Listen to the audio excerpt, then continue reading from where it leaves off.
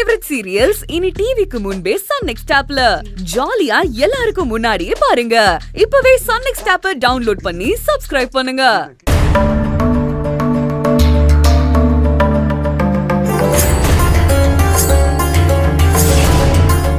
வா அதுர வா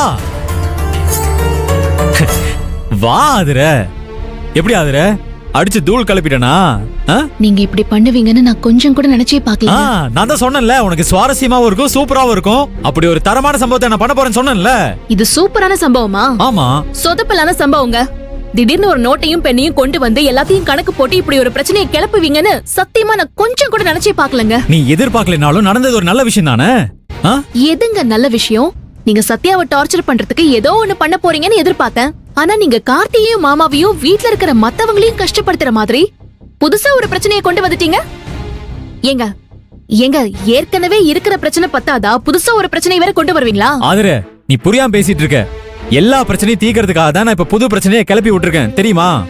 இது மூலமா எல்லாமே சரியாயிரும் பாரு. ஐயோ, என்னங்க சரியாகும்? எப்படிங்க சரியாகும்? கார்த்தி இப்ப இருக்கிற நிலைமையில எப்படி அவனால வீட்டுக்கு ஆகிற செலவுல பாதியை கொடுக்க முடியும்? ஏன் பண்ண முடியாது? ஏன் பண்ண முடியாது? முதல்லயாச்சும் வேற ஒரு மெக்கானிக் ஷாப்ல வேலை பார்த்துட்டு இருந்தான். இப்ப சொந்தமா மெக்கானிக் ஷாப் வச்சிருக்கான்ல, அப்புறம் என்ன செலவழிக்க வேண்டியதானே? அதான் அவன் சொல்றான்லங்க, மெக்கானிக் ஷாப்ல எதிர்பார்த்த அளவுக்கு வருமானம் வரலன்னு. இப்படியே சொல்லிட்டு இருந்தா என்ன அர்த்தம் ஆகுது? குடும்ப பாரத்தை நாம மட்டும் சுமக்கணுமா? நமக்கு என்ன தலையெடுத்தா சுமக்கிறதுக்கு? இங்க பாருங்க, நான் சொல்றத தப்பா எடுத்துக்காதீங்க. பெத்தவங்களுக்கு சோறு போடுறதையும் கூட பிறந்தவங்களுக்கு சீர் செய்யறதையும் செலவா நினைச்சீங்கன்னா அதை விட பாவம் வேற எதுவுமே கிடையாதுங்க. நம்ம யாருக்கு செலவு பண்றோம்? நம்ம குடும்பத்துக்கு தானே, நம்ம வீட்டுக்கு தானே. மாமா, பாட்டி, ரோஹிணி, ரேவதிக்கு தானங்க.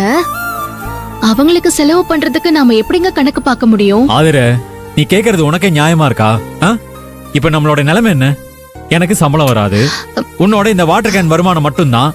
அதை வச்சு எப்படி எல்லா செலவையும் சமாளிக்கிறது? யார்கிட்ட போய் கடன் வாங்குவ?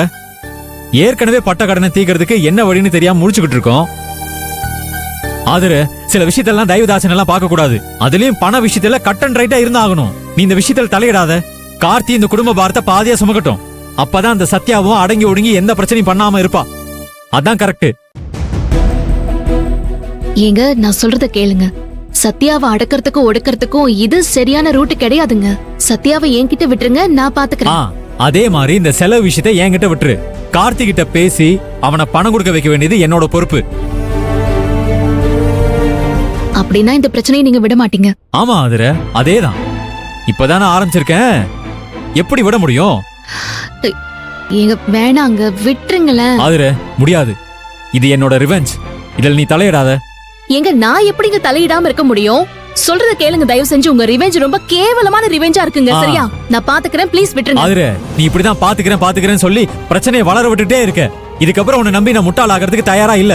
ஓ, அந்த அளவுக்கு முடிவுக்கு வந்துட்டீங்களா? ஆமா ஆதரே, வந்துட்டேன். அப்படின்னா நான் இந்த முடிவுக்கு வந்துட்டேன்.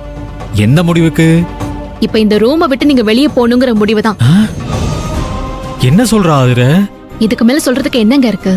வேண்டாத வேலையை பார்த்துட்டு வந்து பெருசா பில்டப் கொடுத்துட்டு இருக்கீங்களே, பில்டப். ஒழுங்கு மரியாதையா ரூமை விட்டு வெளியே போ. ஆதரே, என்னையா ரூமை விட்டு வெளியே போக சொல்ற? இந்த ரூம்ல இப்போ நீங்களும் நானும் தான் இருக்கோம். என்னையே நான் ரூமை விட்டு வெளியே போக சொல்லுவேனா? அதனால உங்களை தான் சொல்றேன், போங்க